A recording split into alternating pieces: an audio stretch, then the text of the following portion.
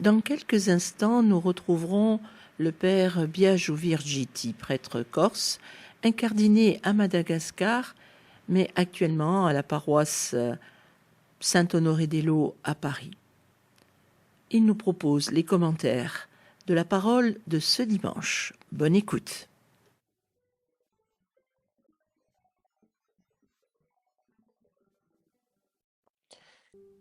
Chers amis de votre radio chrétienne, bienvenue pour cette nouvelle émission où nous ouvrons la nouvelle année liturgique à travers le premier dimanche de l'Avent de l'année C. Commençons sans plus tarder par la proclamation de l'Évangile de Jésus-Christ selon saint Luc. En ce temps-là, Jésus parlait à ses disciples de sa venue. Il y aura des signes dans le soleil, la lune et les étoiles. Sur terre, les nations seront affolées et désemparées par le fracas de la mer et des flots. Les hommes mourront de peur, dans l'attente de ce qui doit arriver au monde, car les puissances des cieux seront ébranlées. Alors on verra le Fils de l'homme venir dans une nuée, avec puissance et grande gloire. Quand ces événements commenceront, redressez-vous et relevez la tête, car votre rédemption approche. Tenez-vous sur vos gardes, de crainte que votre cœur ne s'alourdisse dans les beuveries, l'ivresse et les soucis de la vie, et que ce jour-là ne tombe sur vous à l'improviste, comme un filet. Il s'abattra en effet sur tous les habitants de la terre. Restez éveillés et priez en tout temps, ainsi vous aurez la force d'échapper à tout ce qui doit arriver, et de vous tenir debout devant le Fils de l'homme.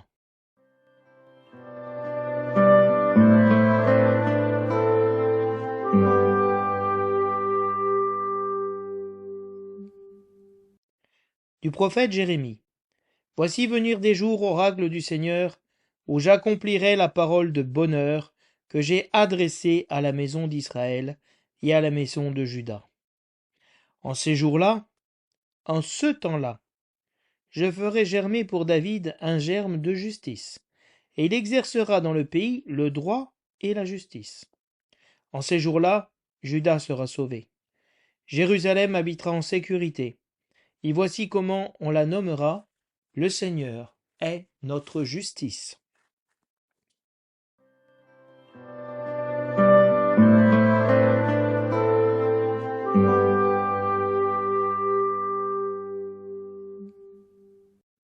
Le refrain du psaume nous dit: vers toi, Seigneur, j'élève mon âme, vers toi, mon Dieu. Seigneur, enseigne-moi tes voies, fais-moi connaître ta route, dirige-moi par ta vérité, enseigne-moi, car tu es le Dieu qui me sauve. Il est droit, il est bon le Seigneur, lui qui montre aux pécheurs le chemin. Sa justice dirige les humbles, il enseigne aux humbles son chemin. Les voies du Seigneur sont amour et vérité, pour qui veille à son alliance et à ses lois. Le secret du Seigneur est pour ceux qui le craignent, à ceux-là il fait connaître son alliance. Vers toi, Seigneur, j'élève mon âme, vers toi, mon Dieu. De la première épître aux Thessaloniciens. Frères, que le Seigneur vous donne, entre vous et à l'égard de tous les hommes, un amour de plus en plus intense et débordant, comme celui que nous avons pour vous, et qu'ainsi il affermisse vos cœurs, les rendant irréprochables en sainteté devant Dieu notre Père, lors de la venue de notre Seigneur Jésus avec tous les saints. Amen. Pour le reste, frères, vous avez appris de nous comment il faut vous conduire pour plaire à Dieu, et c'est ainsi que vous vous conduisez déjà. Faites donc de nouveaux progrès. Nous vous le demandons. Oui, nous vous en prions dans le Seigneur Jésus. Vous savez bien quelle instruction nous vous avons donnée de la part du Seigneur Jésus. Parole du Seigneur.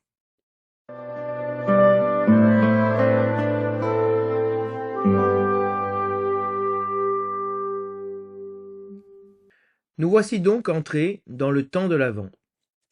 L'Église nous fait entrer, ce dimanche, dans le temps de l'Avent, qui est un temps qualifié d'attente joyeuse de la venue et de l'avènement définitif du Seigneur.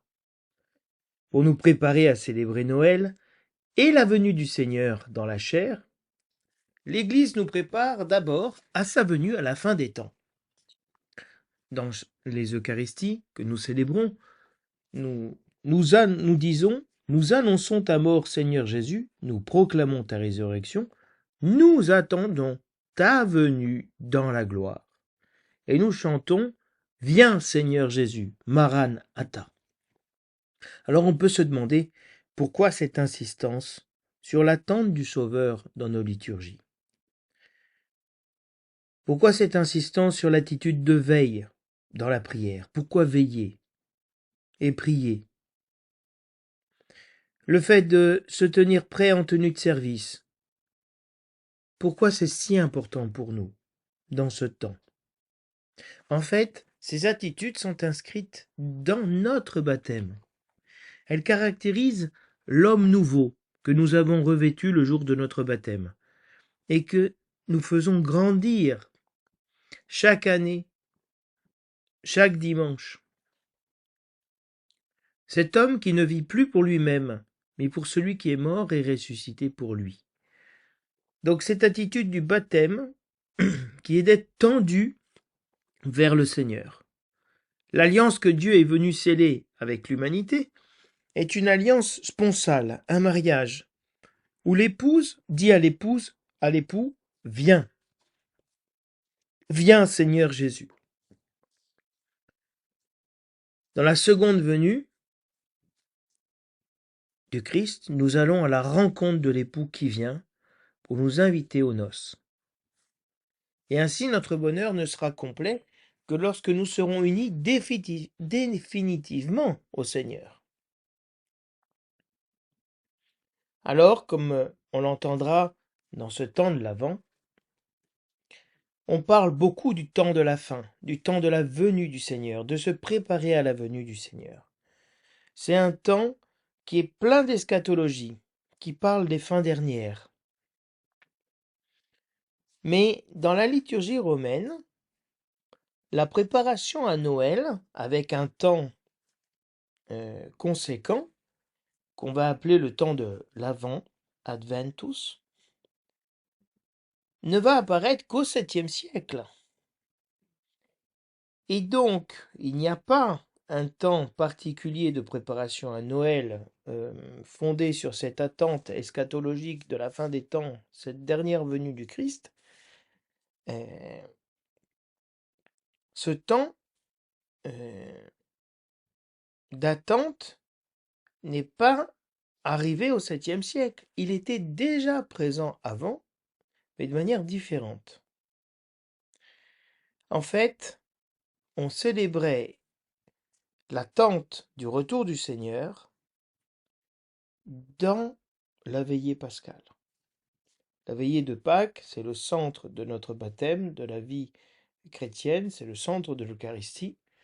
Et donc la liturgie voulait réveiller chaque année dans les fidèles, puisque nous renouvelons les promesses de notre baptême, en renonçant à Satan et en professant notre foi dans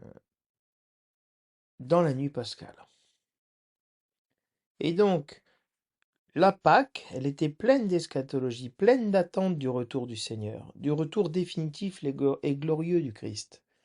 Dans un texte antique qui s'appelle l'Évangile des Hébreux, on parle justement que le retour du Christ aura lieu dans la nuit de Pâques. Je vous dis ce que dit le texte. Les savants pensent que le jour du jugement tombera dans le temps de Pâques, par le fait que le Christ ressuscite en ce jour, et que les saints eux aussi ressusciteront en ce jour. Donc pendant les 4 premiers siècles, la Pâque, la veillée pascale, a été un jour d'attente, de veille, comme en témoignent les homélies pascales de saint Jérôme, de saint Augustin. Et dans les catéchèses baptismales des pères de l'Église, que nous lisons à l'office des lectures pendant le temps de l'Avent, on nous rappelle les 2 venues du Seigneur, dans la chair et dans la gloire. Mais saint Bernard ajoute une venue intermédiaire, qui est celle du Fils de Dieu en nos âmes, dans l'aujourd'hui de notre vie. Entre la venue du Christ dans la chair, et la venue du Christ à la fin des temps, le Seigneur vient visiter chacun d'entre nous. dans l'aujourd'hui de notre vie. Et ainsi, si vous voulez parler de la fin, de la venue définitive du Seigneur, ça nous aide, c'est indispensable pour nous pour savoir comment et pourquoi nous vivons notre vie, l'aujourd'hui. Parce que si je sais quelle finalité, quel but a ma vie, de m'unir au Christ, d'être avec lui pour l'éternité, alors je construis ma vie en fonction de cette fin. Si j'oublie la fin, la finalité de ma vie, alors je perds pied. Pour ça, l'Église, tous les ans, vient nous relever et nous dit redresser la tête pour accueillir le Seigneur, celui qui est, qui était et qui vient. Et donc c'est vraiment indispensable d'avoir ce temps, une fois dans l'année, d'être conscient de savoir pourquoi je vis, quelle fin a tout ce que je fais. Attendre le retour du Seigneur. Et cela est inscrit dans mon baptême. Ce n'est pas uniquement pour me préparer à Noël. C'est pour me préparer à la Pâque du Seigneur, à sa venue et à ma Pâque.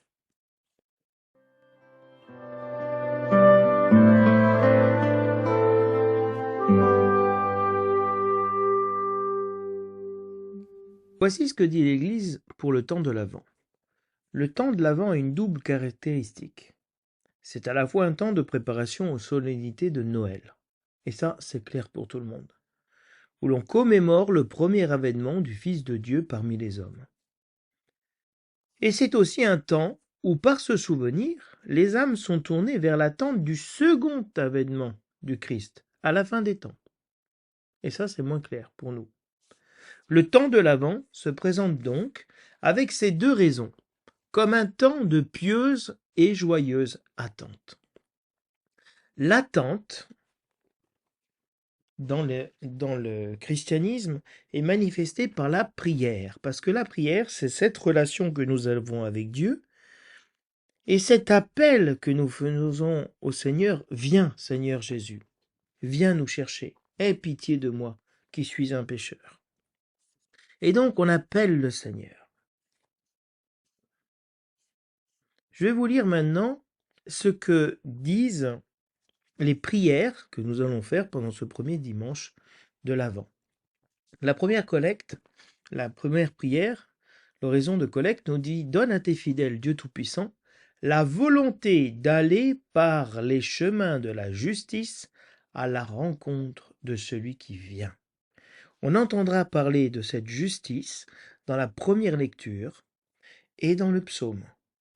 Donc il s'agit d'aller par les chemins de la justice, c'est-à-dire d'accomplir le bien et la volonté de Dieu, à la rencontre de celui qui vient, afin qu'il soit admis à sa droite et mérite d'entrer en possession du royaume des cieux. La préface que nous allons utiliser pendant ce premier dimanche de l'Avent nous dit « Il est déjà venu en assumant l'humble condition de notre chair, pour accomplir l'éternel dessein de son amour et nous ouvrir à jamais le chemin du salut. Il viendra de nouveau, revêtu de sa gloire, afin que nous possédions, dans la pleine lumière, les biens que tu nous as promis et que nous attendons en veillant dans la foi. » Et donc ici, l'Église ajoute et explique qu'est-ce que ça veut dire veiller. Veiller dans la foi. La foi de cette relation avec Dieu où nous croyons que nous posséderons dans la pleine lumière ce que Dieu nous a promis. Nous savons que Dieu est fidèle. Donc dans cette relation fidèle, nous sommes dans la prière, dans l'attente. Nous veillons dans la foi.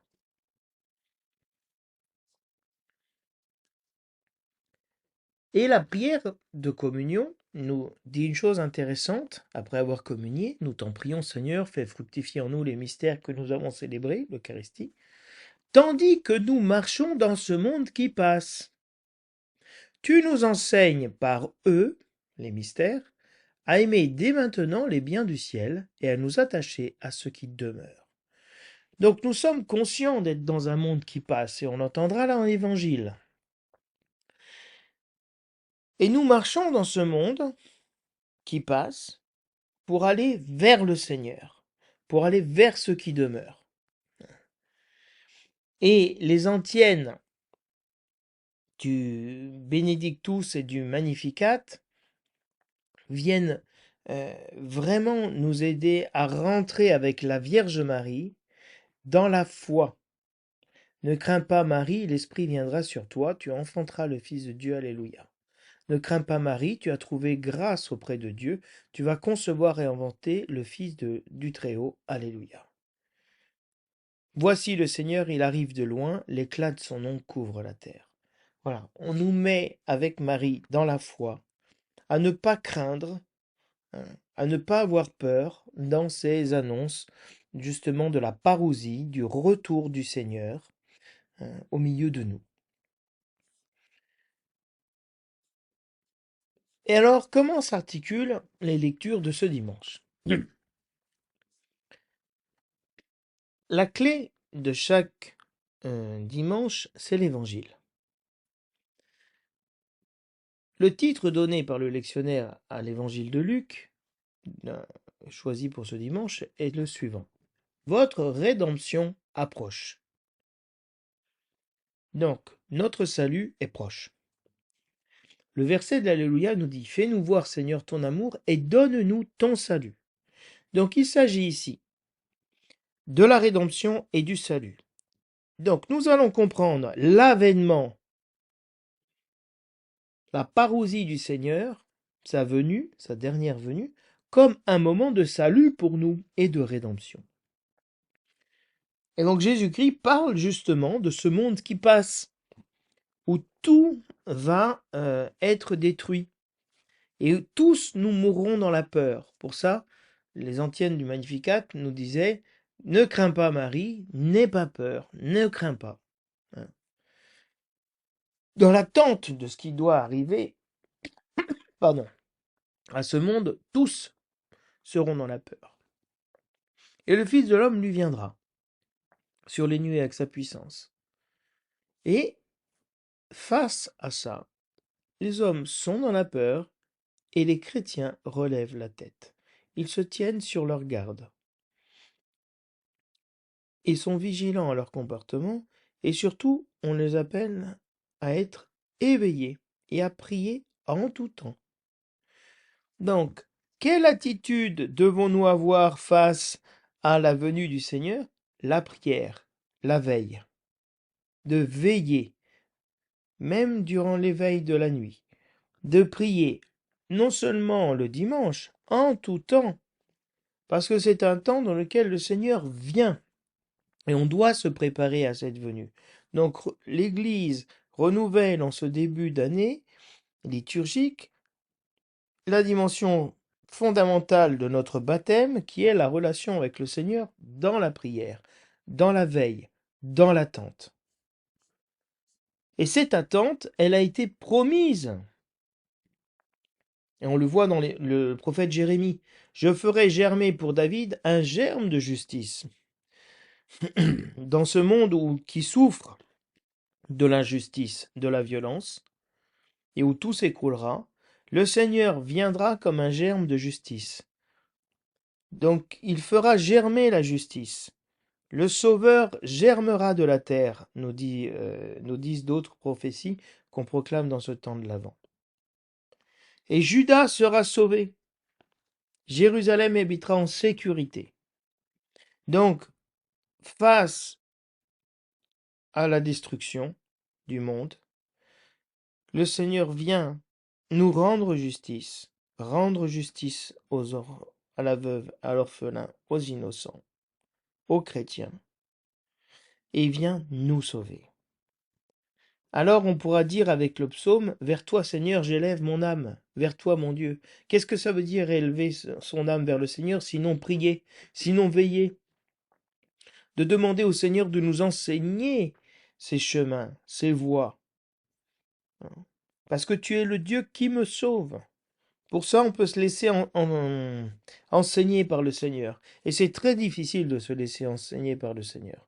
Beaucoup ne veulent pas que l'Église, que la parole de Dieu leur enseigne quoi que ce soit. Ils ont leur idée sur le monde, sur leur vie. L'humble, le petit, lui, voit que le Seigneur le sauve et l'enseigne, le conduit. Sa justice dirige les humbles. L'orgueilleux, non, mais les humbles, les humiliés, eux, oui. Et dans la communauté chrétienne, Paul, qui écrit aux Thessaloniciens, leur dit une chose fondamentale: le Seigneur affermit vos cœurs pour la venue de notre Seigneur Jésus. Le Seigneur Jésus va venir. L'Épître aux Thessaloniciens, elle parle beaucoup de la venue du Seigneur. Et donc c'est très important, pardon, que les chrétiens vivent en communion, dans la charité, en s'aimant les uns les autres, en ayant plus encore de proximité, de bienveillance les uns envers les autres, d'être irréprochables dans la sainteté, parce que la venue du Seigneur est proche.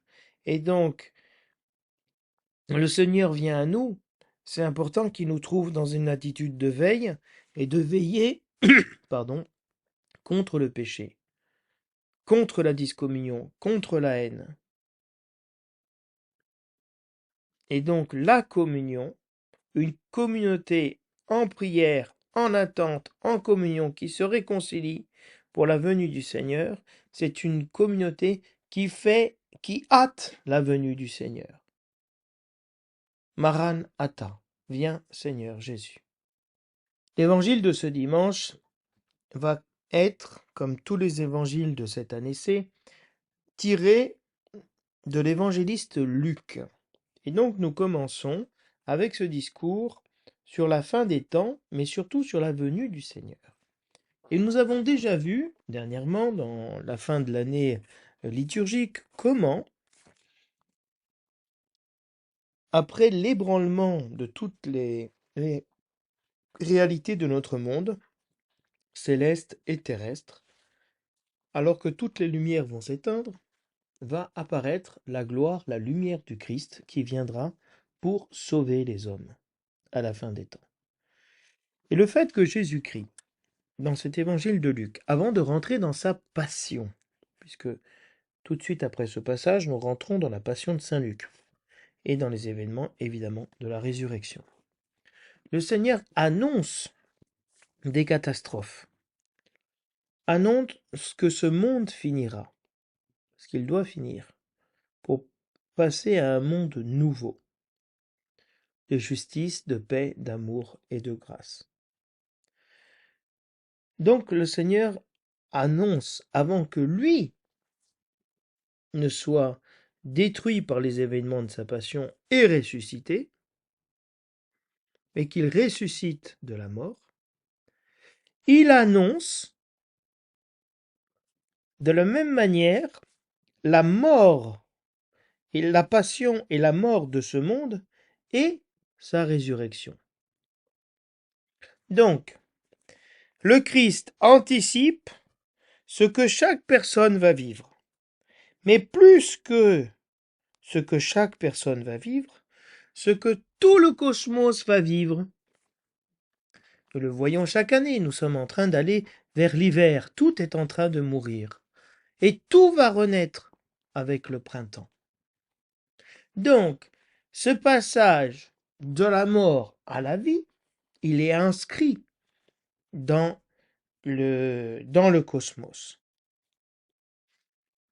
Et surtout dans l'être chrétien. Donc c'est très important de comprendre, de rentrer dans cette sagesse pour voir que le Seigneur nous prépare nous aussi à sa venue et à la fin de notre monde et de notre vie.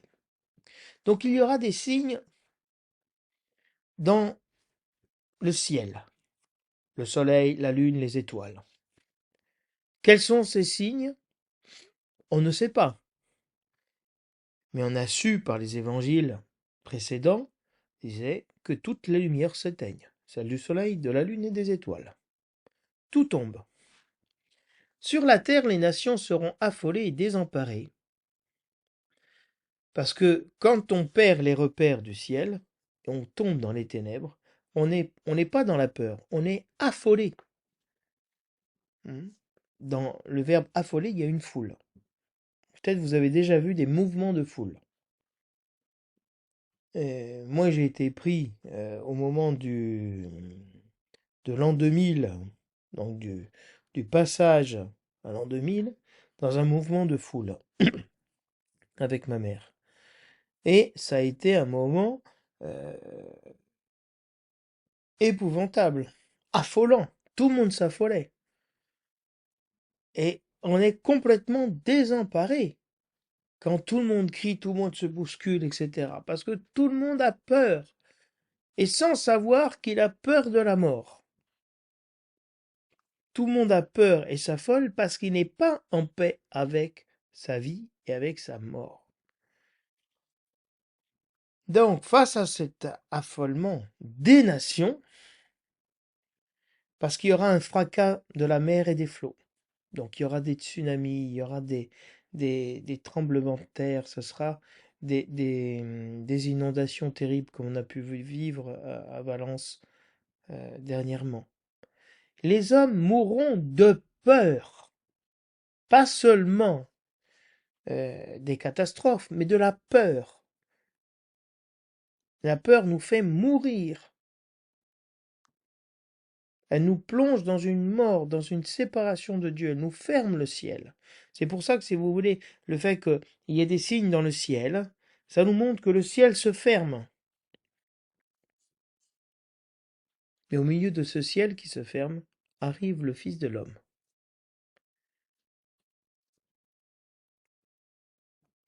Les puissances des cieux seront ébranlées.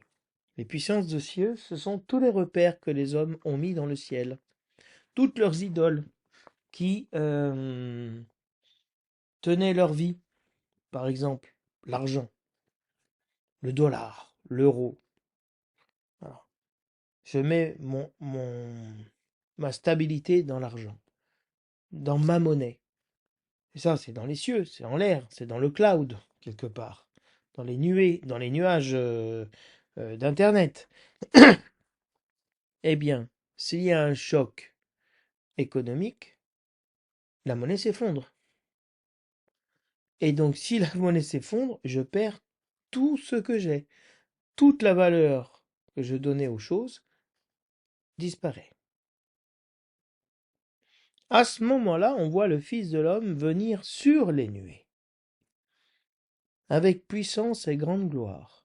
C'est-à-dire qu'il vient en majesté, il vient avec puissance, il vient pour gouverner. Face à tout ce qui est ébranlé et qui est déstabilisé, apparaît quelque chose de stable, de ferme, de fort, le Fils de l'homme. Et là, Jésus parle à ses disciples. Quand ces événements commenceront, redressez-vous, relevez la tête. Se tenir debout, de se redresser, c'est l'image de la résurrection. De relever la tête. Au lieu de regarder vers le bas, vers la terre, tête vers la terre, pardon, et d'être prostré, d'être découragé, de regarder vers le ciel, de regarder le Seigneur qui vient sur les nuées. Ils regarderont celui qu'ils ont transpercé. Pourquoi Jésus-Christ nous invite à relever la tête, à se redresser? Parce que notre rédemption est proche. C'est-à-dire, soyez prêts, le Seigneur vient. N'ayez pas peur, ne vous découragez pas, redressez-vous, mettez-vous en habit pour accueillir le Seigneur. Et Luc continue. Jésus dit, tenez-vous sur vos gardes, soyez vigilants. Pourquoi? De crainte que vos cœurs ne s'alourdissent dans les beuveries, l'ivresse et le souci de la vie. Et que ce jour-là tombe sur vous à l'improviste comme un filet. Si nous vivons sans être dans l'attente de la venue et du retour du Seigneur, de sa parousie, nous ne sommes pas sur nos gardes. et nos cœurs vont s'alourdir. Parce qu'ils vont plus être tournés vers le Seigneur, mais vers des réalités terrestres. L'argent, l'affectivité, le bien-être, le pouvoir. Et Jésus fait des exemples, les beuveries, de manger et de boire de manière déconsidérée, l'ivresse, ou de tomber dans les soucis de la vie, de vouloir exister dans ce monde par beaucoup de choses qui ne donnent pas la vie, mais qui sont pleines de soucis. L'argent donne beaucoup, beaucoup de soucis.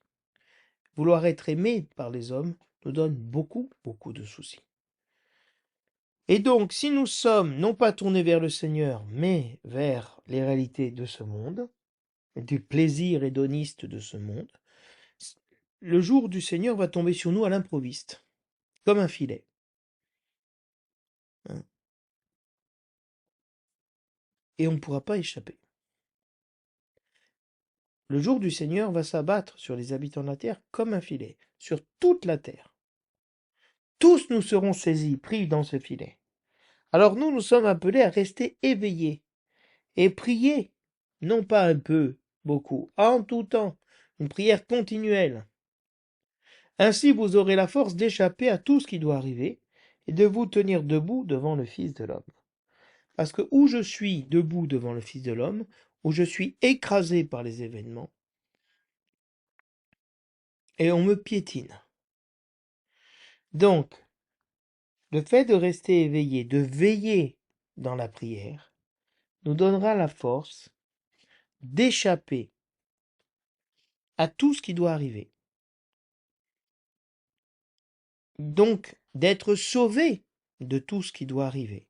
Sauvé de la peur, sauvé de l'affolement, sauvé d'être déstabilisé, sauvé d'avoir le cœur alourdi et d'être pris à dépourvu.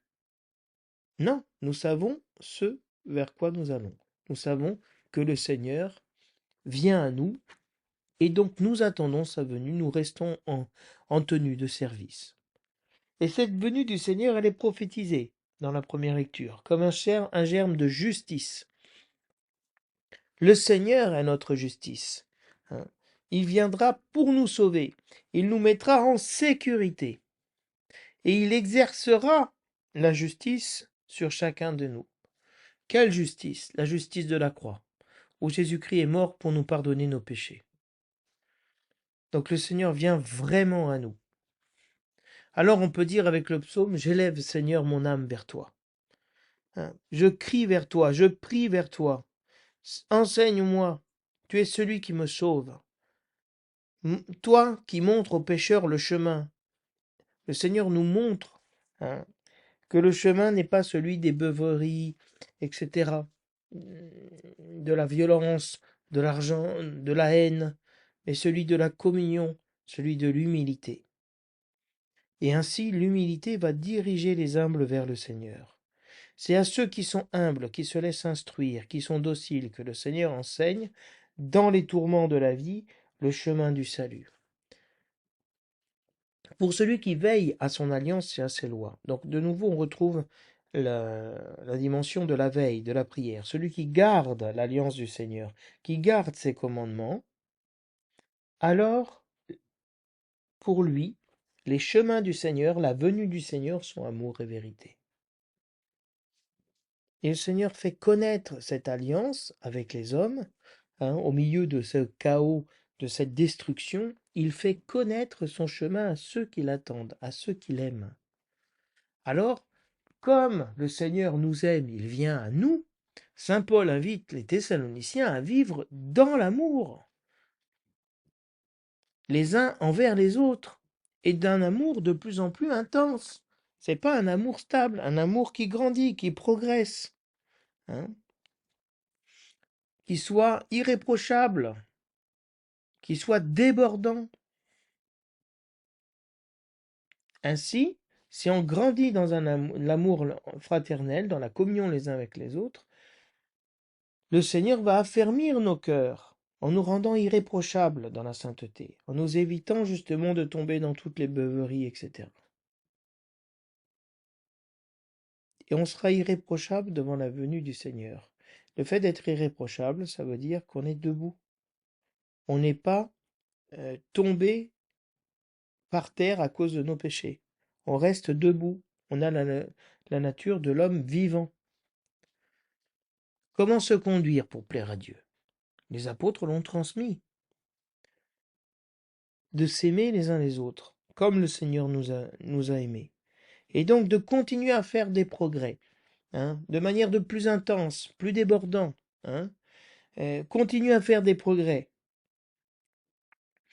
Et nous prions le Seigneur Jésus pour vous, pour qu'il vous aide à progresser, à grandir dans l'amour. C'est-à-dire que l'apôtre prie pour